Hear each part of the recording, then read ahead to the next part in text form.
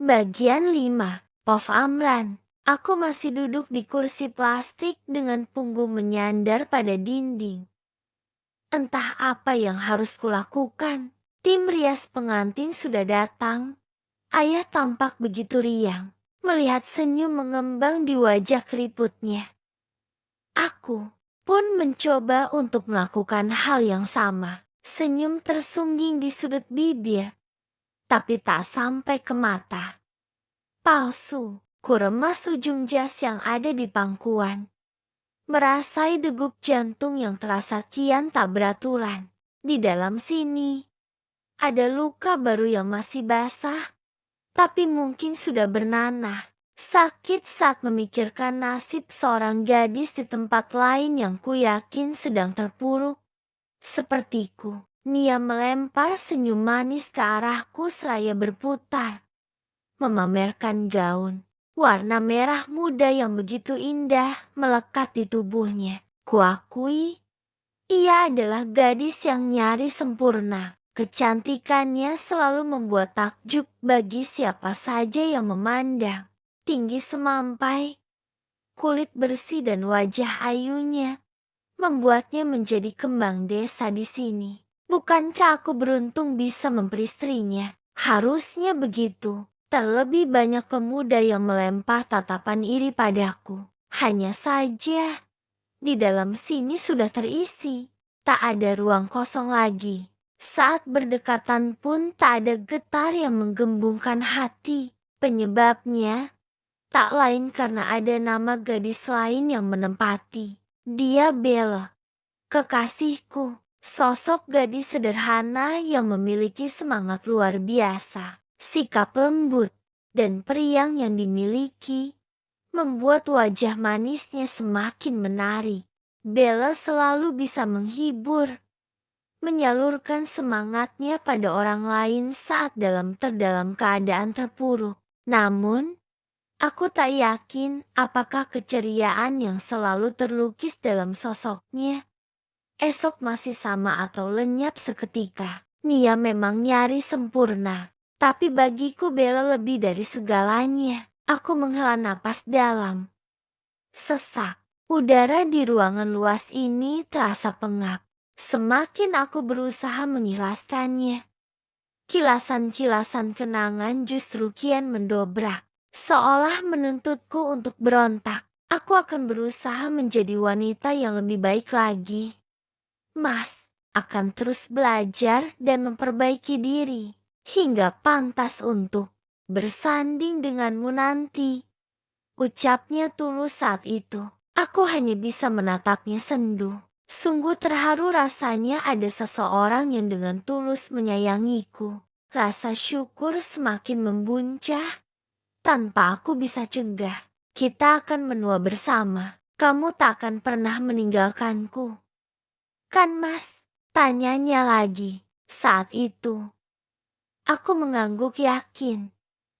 Bunga di dalam sini kian mereka melihat senyuman indah. Hingga tidak menyangka akan takdir Tuhan yang akan membawaku pada keadaan serba salah. Aku mengusap sudut mata yang belum basah. Bagaimana aku bisa menghapus jejaknya begitu saja? 5 tahun kami bersama. Selama itu pula perhatian, kepedulian, kasih sayang, senyum indah yang menawan. Binar di matanya selalu menghadirkan keceriaan. Semua tentangnya terus membuatku tersiksa karena rindu menggebu. Oh Tuhan, sungguh aku telah gila karena asmara. Jika dia adalah racun, maka aku sudah terkena bisanya. Dia, wanita yang tak tergantikan. Sayang, ayo, aku sudah siap. Nia bergelayut manja di lengan. Sedikit menarikku paksa. Hari ini adalah jadwal kami melakukan foto prewedding. Sungguh aku sangat lelah. Padahal Nia yang mempersiapkan semuanya. Hatiku terlalu lelah. Ayah sudah pulang dari rumah sakit. Keadaannya berangsur membaik. Pun sekarang, ia sudah bisa ikut ke lokasi pemotretan. Ingin melihat aku dan Nia bersanding. katanya. Sebenarnya, dalam hatiku menjerit. Ingin sekali rasanya menolak acara ini. Namun aku tak berdaya. Ada dua nyawa yang harus kujaga. Nyawa ayah yang tengah menderita penyakit jantung. Dan nyawa Nia yang akan nekat untuk mengakhiri hidup jika tak bersamaku. Sesampainya di objek wisata air terjun 7 Bidadari, tempat yang Nia pilih untuk melakukan pemotretan. Seorang fotografer langsung mengarahkan kami ke posisi yang menurutnya bagus. Berulang-ulang pria berperawakan sedang itu mengambil gambar kami. Lebih dari 100 kali menurutku. Aku mengumpat dalam hati. Jenuh. Gadis di sampingku ini belum juga merasa puas. Segala protes ia layangan padaku. Ish, ini jelek fotonya. Mas, kamu senyum dong. Protesnya saat melihat-lihat hasil pemotretan. Ini harusnya bagus. Tapi kamu kurang dekat meluknya. Mas, kurang mesra jadinya. Katanya sambil memasang raut wajah cemberut. Aku hanya bisa menggeleng pelan. Ribet. Nah, yang ini bagus. Tapi masih banyakan yang gak bagus. Yuk, foto lagi. Sayang. Kan, udah dandan capek-capek. Serunya lagi. Banyak protes lain yang Nia lontarkan sehingga kami harus mengulanginya lagi dan lagi. Aku hanya diam.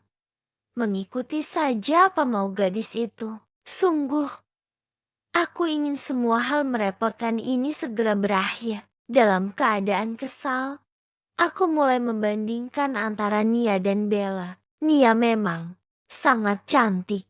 Berhidung mancung dengan bibir mungil merah mereka. Kulit putihnya memperlihatkan kalau sang empunya memang rajin melakukan perawatan. Tak mengherankan. Ia memang beruntung karena terlahir dari golongan orang berada. Dari kecil, ku yakin gadis itu selalu mendapatkan apa yang ia inginkan. Terlebih, ia adalah anak tunggal. Selalu dimanja orang tua. Sedangkan gadisku sangat jauh dari semua itu.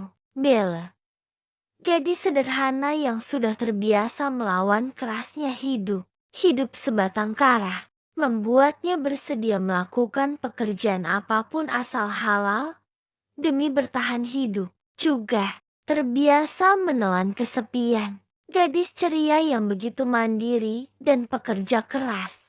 Senyum manisnya menghilangkan dahaga. Kasih sayang yang ia tunjukkan pada semua orang membuatnya banyak memiliki teman dekat, terlebih kepadaku. Sikapnya begitu hangat. Bella mengajariku akan arti kesabaran, makna perjuangan, dan belajar menerima serta menghadapi kenyataan. Hingga merasa malu tiap kali aku mengeluh hanya karena hal kecil. Aku sangat mencintainya. Bukan karena rupa maupun harta. Rasa ini muncul begitu saja. Murni dari hati. Bersamanya aku merasa nyaman dan dibutuhkan. Begitu pula sebaliknya. Sayang, ayo dong. Senyum. Masa fotonya tegang gitu? Nih, lihat. Hasilnya nggak bagus. Untuk kesekian kalinya, Nia kembali membuyarkan lamunanku. Kulihat muka gadis itu sudah sedikit merah karena matahari sore. Jujur, aku memang tidak menyukai situasi ini. Jadi mana mungkin hasilnya maksimal. Kuedarkan pandangan, tempat ini memang bagus. Mengabaikan rengekan Nia yang membuat emosi semakin membuncah. Aku melangkah menjauh dari rombongan. Terdengar gadis itu berteriak memanggil-manggil. Aku semakin cepat melangkah. Ini sangat berat. Sekuat apapun aku berusaha ikhlas, iblis dalam hati terus menjerit. Entah sampai kapan aku mampu bertahan. Saat ini, aku hanya butuh waktu untuk tenang. Benar, hatiku tidak berada di sini.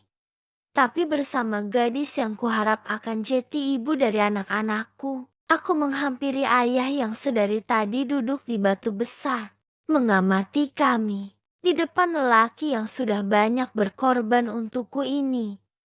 Sebisa mungkin bibir menyungging senyum. Ayah, aku mau berkeliling sebentar. Capek. Ayah di sini saja bersama yang lain. Ya, ujarku lembut. Ayah tersenyum, lalu mengangguk pelan. Kali ini, ada binar di setiap sorot matanya. Aku tahu, ia berharap penuh padaku. Pernikahan ini pun, kulakukan karenanya. Ayah, sosok lelaki, penuh cinta. Aku tahu, ia hanya ingin memberikan yang terbaik untukku. Terbaik baginya, tak peduli berapa sayatan luka yang kudapat. Aku selalu bangga padanya. Tubuh ringkihnya saat ini pun tak menyurutkan rasa hormatku. Tak ingin membuatnya kecewa.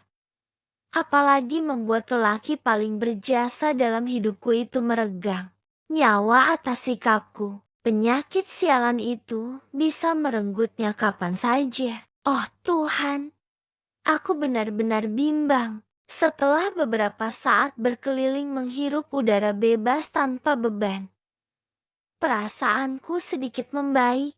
Kuputuskan untuk segera kembali ke tempat semula. Aku melangkah mendekat, berusaha menyungging senyum. Kali ini, mungkin lebih baik aku menurut saja, berharap semua segera berakhir. Mereka semua begitu kompak, menyiapkan segalanya dengan detail tanpa kurang suatu apapun. Kemana saja kamu, Mas? Tanya Nia begitu melihatku. Keliling sebentar, cari angin. Matahari sore yang cukup cerah membuatku harus mengusap dahi karena berkeringat. Terlebih kemeja yang kukenakan terasa sedikit panas. Warna merah muda ini seharusnya menggambarkan cinta. Namun, aku tersenyum getir menyadari bahwa tak ada sedikit pun cinta untuk gadis bergaun senada di sampingku. Mas, ayo lanjutkan lagi yang tadi. Semua udah capek nungguin Mas yang pergi nggak balik-balik. Ujarnya dengan muka cemberut. Nia mulai memelukku, bergelayut manja di depan kamera. Aku risih. Selama bertahun-tahun menjalin hubungan, tak pernah Bella bertingkah berlebihan seperti ini. Kali ini, sepertinya harus kutahan segala emosi, meski batin lelah berteriak. Ini semua demi ayah. 2 minggu berlalu, undangan pernikahan juga telah disebar. Keluarga Nia menginginkan resepsi pernikahan kami diselenggarakan besar-besaran di Hotel Indah Permai. Nama kekasihku tertera di daftar tamu yang telah diundang. Namun, tak kutemukan nama Nafisa di daftar itu. Aku mengernyit heran. Bukankah mereka bertiga sahabat karib? Cinta memang aneh. Dia datang tanpa alasan apa dan mengapa.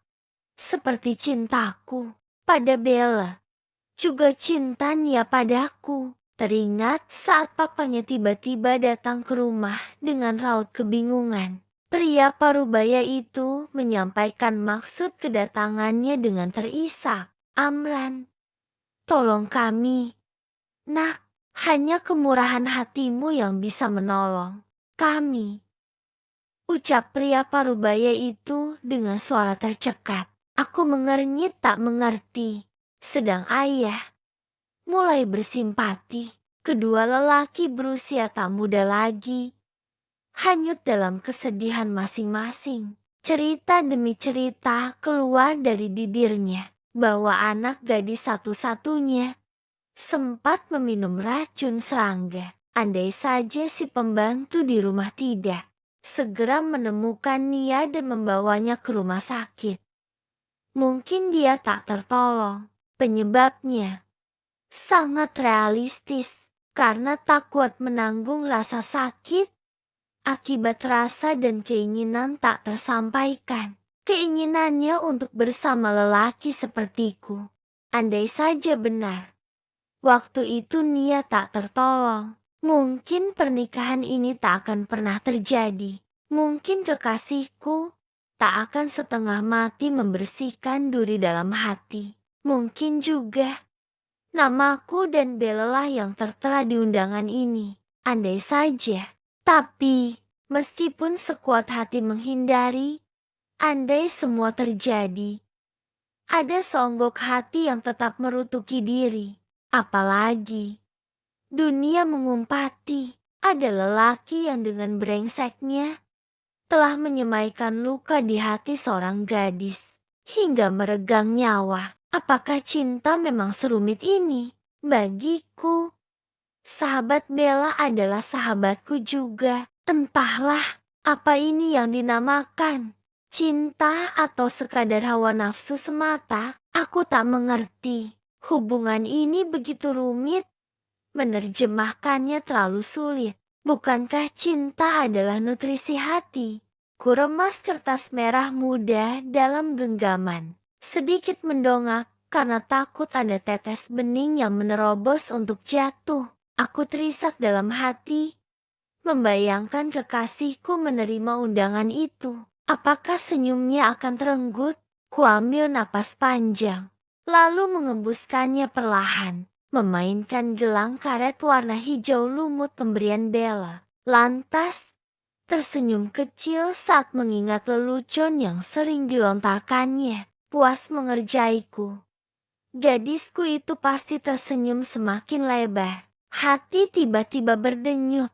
Aku ingin melihat senyum indah itu lagi.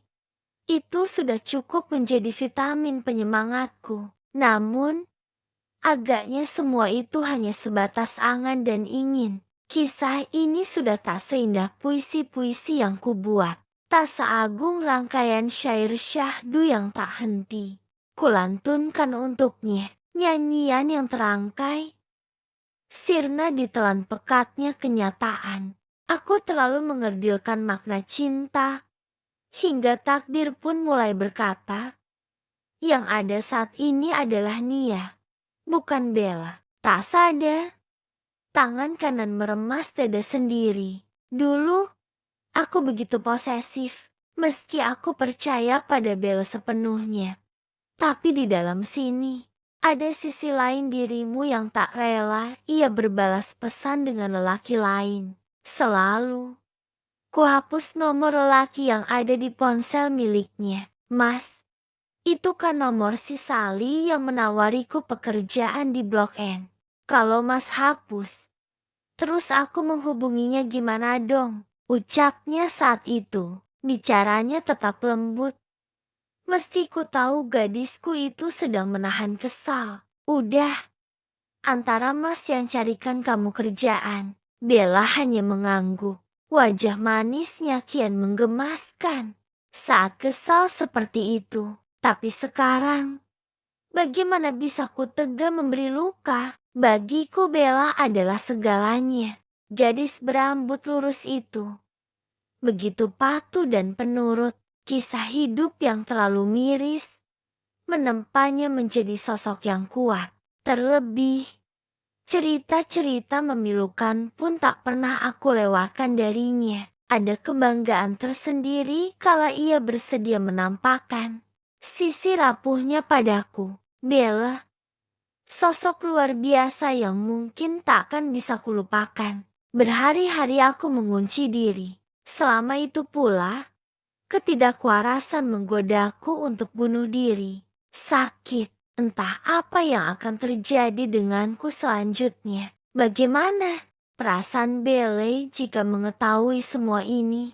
Apakah undangan itu sudah sampai kepadanya? Lalu, ku yakin akan ada air mata yang akan membasahi wajah gadisku. Air mata yang bahkan mungkin takkan terhapus meski raga telah mati. Kepalaku sakit saat cinta dan logika tak mampu menerima fakta.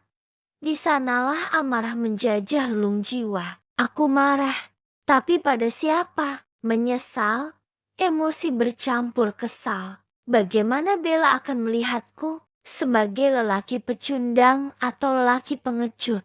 Lelaki yang tak berani memegang janji hanya bisa pergi tanpa mengakhiri. Berhari-hari aku tak menemuinya. Benda pipi hitam yang menjadi saksi bisu tentang kami juga tak kunjung kunyalakan. Hanya terus uring-uringan di dalam kamar. Naif. Aku berani mencinta tapi takut menyakiti. Jika ada predikat lelaki yang paling bodoh di dunia ini, mungkin aku lah orangnya. Bella, maafkan aku. Sayang, jantung tiba-tiba berpacu. Batin merintih perih saat mata menangkap sosok yang sangat kurindukan dari kejauhan. Bella berada di antara kerumunan para tamu undangan yang datang. Gadisku begitu cantik mengenakan gaun berwarna merah. Begitu anggun dengan balutan hijab warna senada. Aku menghirup napas dalam, lalu mengembuskan perlahan. Beragam perasaan berkecamuk, malu, sedih, menyesal, serta ingin mengamuk. Sorot mata yang biasanya menularkan keceriaan itu berubah redup.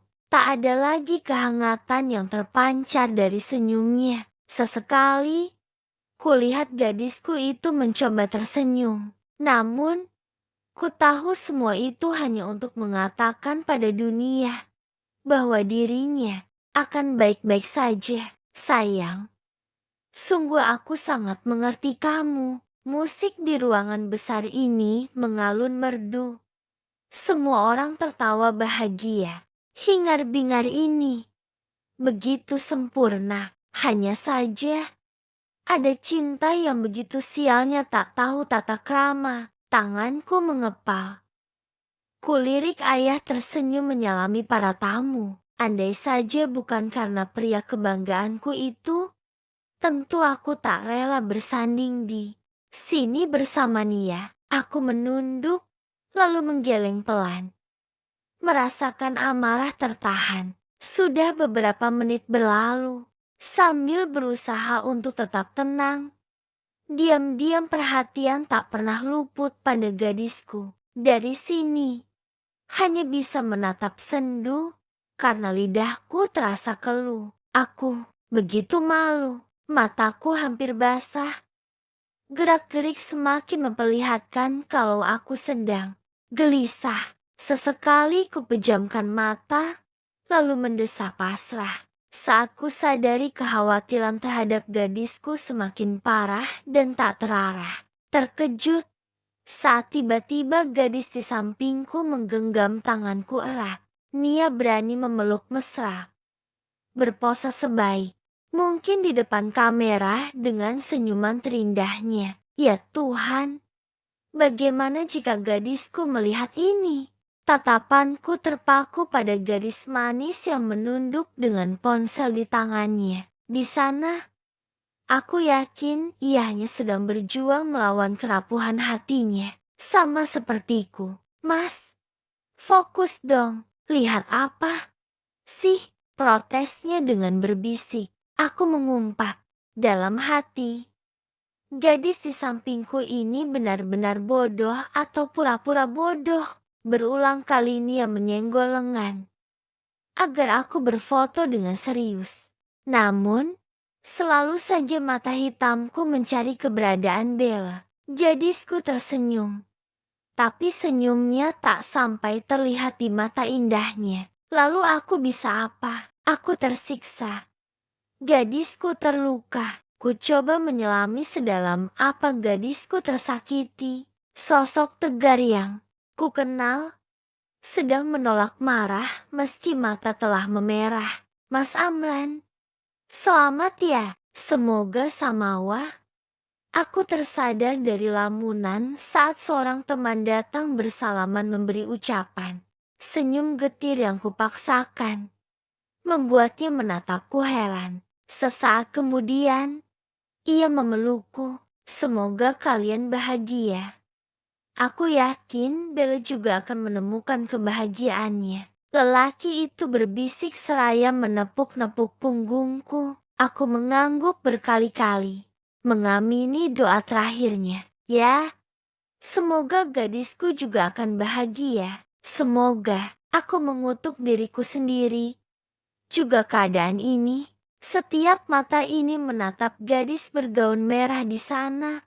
Ketegaranku terkikis. Kenangan indah bersamanya. Datang silih berganti. Sayang, tahu enggak kenapa aku tak suka bintang di atas sana? Tanyaku padanya di suatu pagi. Gadis itu menggeleng, tapi tertawa kecil karena tahu aku tak pandai menggombali. Karena bintang yang Mas suka ada di sini. Saat itu, tawa Bella semakin nyaring. Tahukah ia? Melihatnya seperti itu saja sudah membasahi hatiku yang lama mengering. Aku menunduk, menatap cincin yang melingkar di jari manis kanan. Bagaimana harus kukatakan? Janji setia yang kami rajut sehidup semati telah kuhianati. Tak bisa kubayangkan betapa pedihnya gadisku kini. Sayang, kenapa kau memaksakan datang ke acara pernikahan ini? Seorang pramusaji terlihat membawa suguhan di dekat gadisku, tapi tatapan kosong yang ia perlihatkan membuatku semakin tertekan. Sayang, pulanglah.